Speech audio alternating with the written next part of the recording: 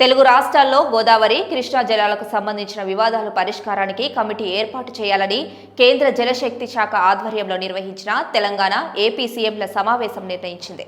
దీంతో పాటు మరో 3 అంశాలపైన ఏకాభిప్రాయం కుదిరింది.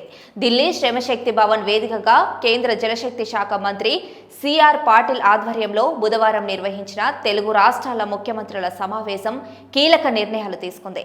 దాదాపు గంటన్నరకు పైగా నిర్వహించిన ఈ సమావేశంలో తెలుగు రాష్ట్రాలు ప్రతిపాదించిన 10 ఎజెండా అంశాలపై చర్చ జరిగింది.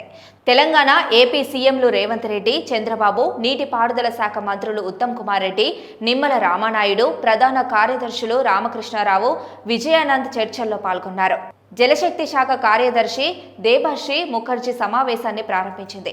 అవసరమైన సందర్భాల్లో కలగజేసుకున్నారు. ఎవరి వాదనలు వారు వినిపించడంతో ఆసక్తికర చర్చలు జరిగాయి. ఏపీ సీఎం చంద్రబాబు తనకు 2 తెలుగు రాష్ట్రాలు ముఖ్యమేనని స్పష్టం చేయడంతో పాటు ఉమ్మడి రాష్ట్ర ముఖ్యమంత్రిగా ఉండగా తెలంగాణ ప్రాజెక్టులు ఎలా చేపట్టిందో వివరించారు. సమావేశంలో 3 అంశాలపై నిర్ణయాలు తీసుకున్నారు. ఆంధ్రప్రదేశ్ రాష్ట్ర విభజన తర్వాత నదీ జల వివాదాలు పరిష్కరించుకునేందుకు విభజన చట్టం ప్రకారం ఎపెక్స్ కౌన్సిల్ ఏర్పాటైంది. కేంద్ర జలశక్తి శాఖ మంత్రి నేతృత్వంలో 2 తెలుగు రాష్ట్రాల ముఖ్యమంత్రులు, అందులో సభ్యులు ఇంతవరకు 2 సార్లు ఎపెక్స్ కౌన్సిల్ సమావేశాలు జరిగాయి.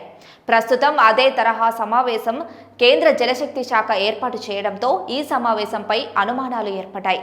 దీంతో భేటీ ప్రారంభంలోనే ఏపీ సీఎం చంద్రబాబు ఇది ఎపెక్స్ కౌన్సిల్ సమావేశమా అని ప్రశ్నించారు.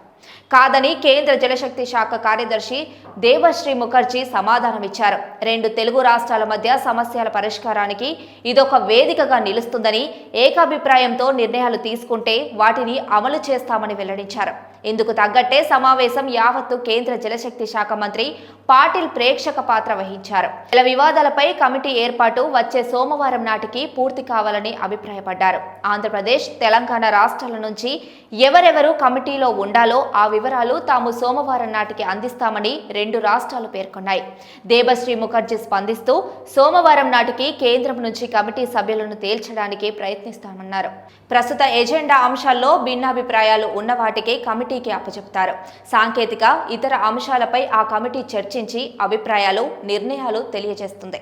అక్కడ పరిష్కారం కాని అంశాలపై మళ్లీ 2 ముఖ్యమంత్రులు చర్చించి పరిష్కరించుకోవాలని నిర్ణయించారు.